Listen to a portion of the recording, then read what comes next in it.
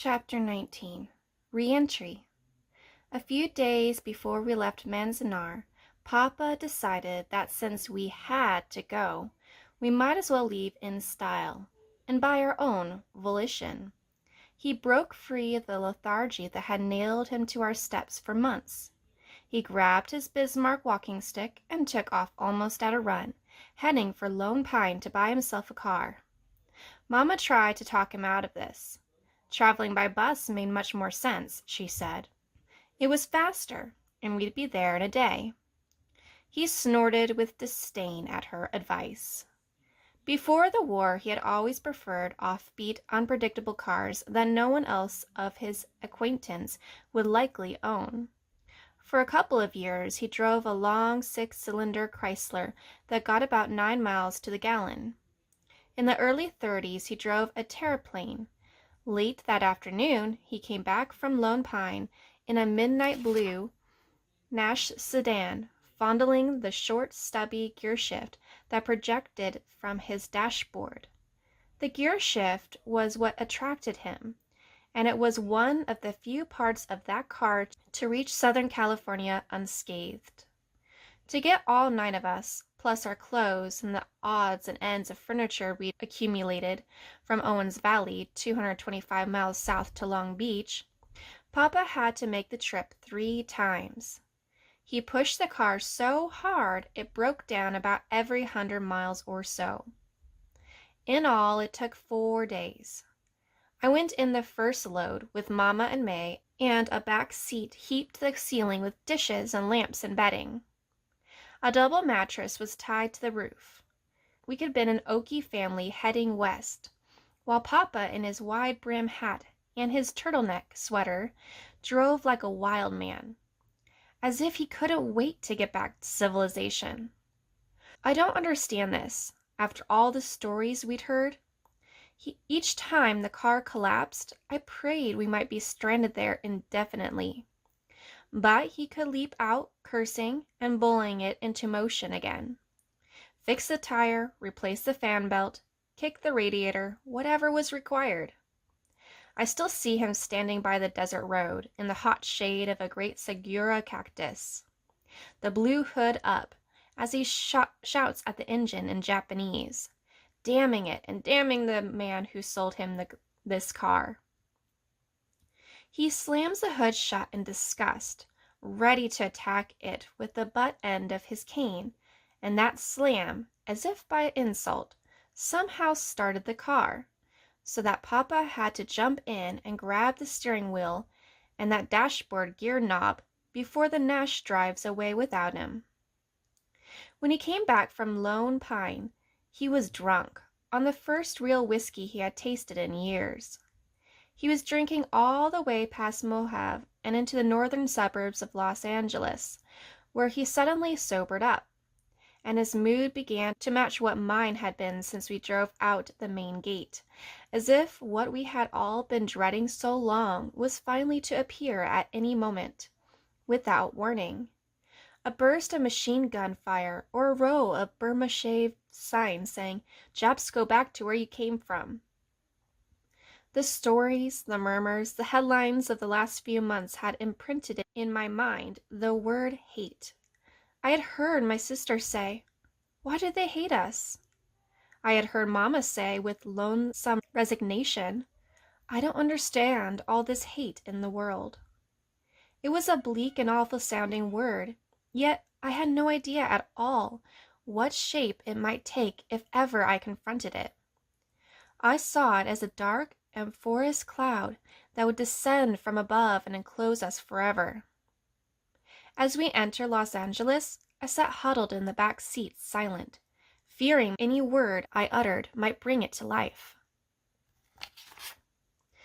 But there was no sign of it anywhere.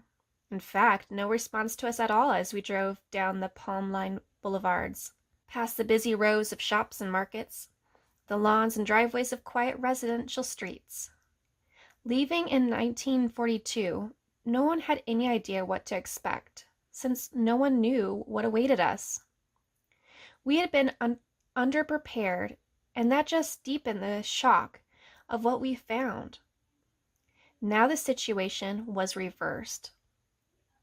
In our isolated world, we had overprepared for shows of abuse. If anything, what greeted us now was indifference. Indeed, if the movement of the city were an indication, the very existence of Manzanar and all it had stood for might be in doubt. The land we drove away from 3.5 years earlier had not altered a bit.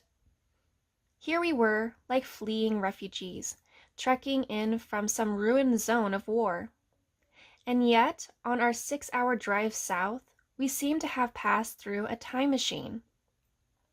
As if, in March of 1942, one had lifted his foot to take a step and set it down in October of 1945, and was expected just to keep on walking with all the intervening time erased.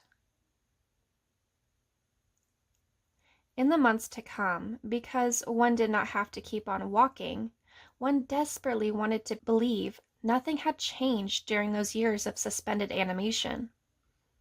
But of course, as we soon discovered, everything had.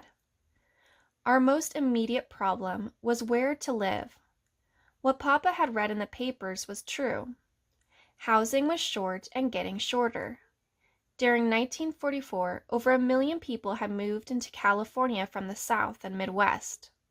But due to wartime priorities, very little new housing had been developed.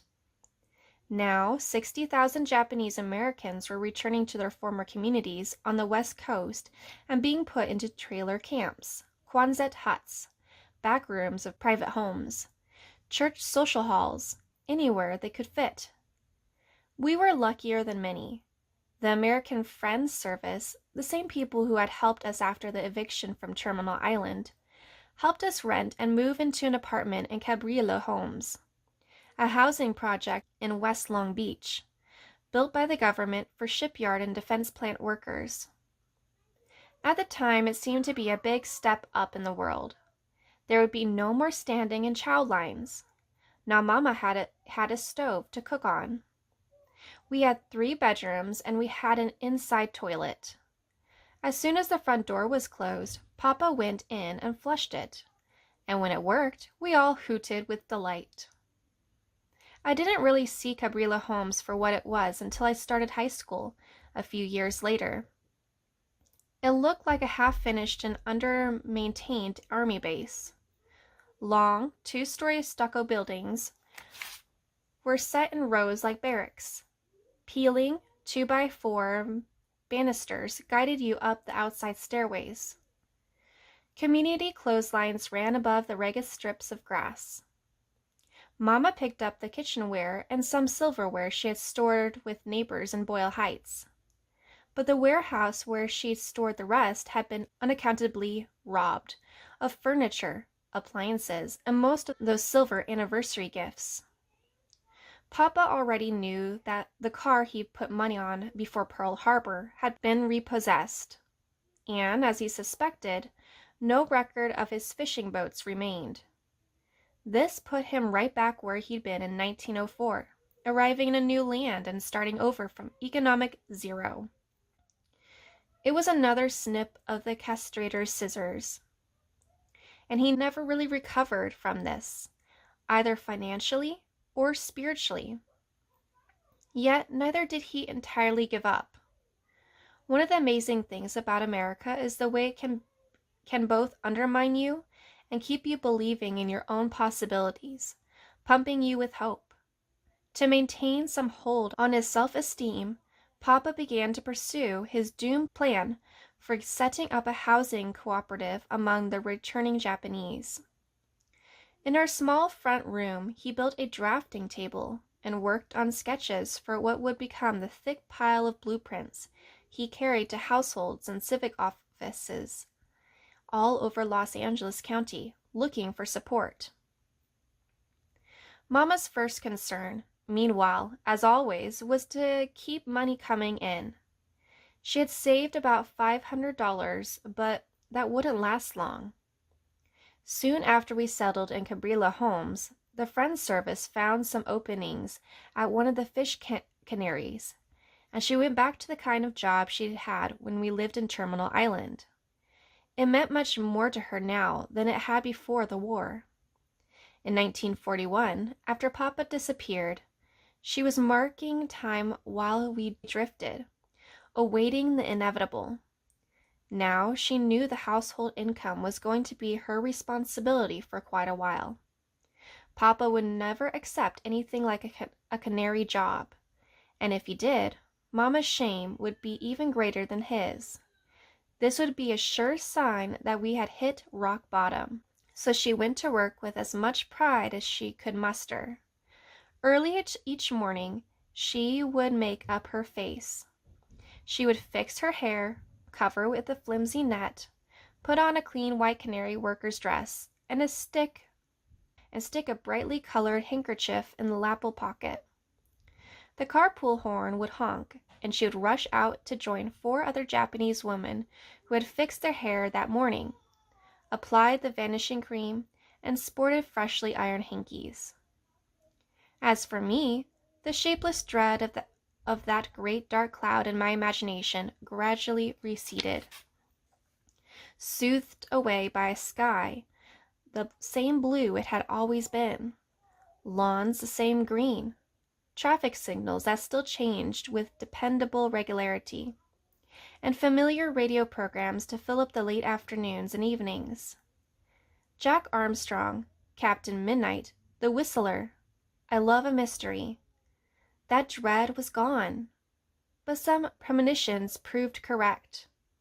In a way I hadn't been at all prepared for, on the first day back in public school, when the shape of what I truly had to deal with appeared to me for the first time.